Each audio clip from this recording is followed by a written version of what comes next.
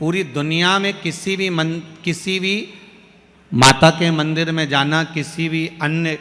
मूर्ति का दर्शन करना, किसी भी चौराहे पर जाकर राजनेता का दर्शन करना, किसी की मूर्ति लगी हो उसका दर्शन करना, पूरी भारत की भूमि पर घूम आना, चाहे बड़े से बड़े संत का दर्शन करना, चाहे बड़े से बड़े साधु जन का दर्शन करना, बड़े से बड़े सन्यासी का दर्शन करना, तुम्हारी मर्जी पड़े जिस राजनेता का दर्शन करना, जिस जगह पर जाकर दर्शन करना, चौराहे पर, मंदिर में, देवालय में, जहां जाकर दर्शन करना, पूरी भारत की भूमि पर केवल एक राजमाता थी, जो थी माता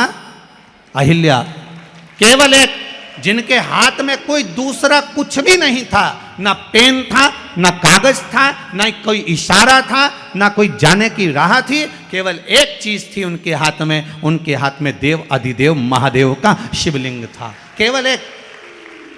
और आप तो राजवाड़ा के करीब में रहते हो, कभी राजवाड़ा में जाकर वहां पर पुराने अगर कागज मिल जाएं तो उस कागज पर पढ़िएगा, उस कागज पर कभी भी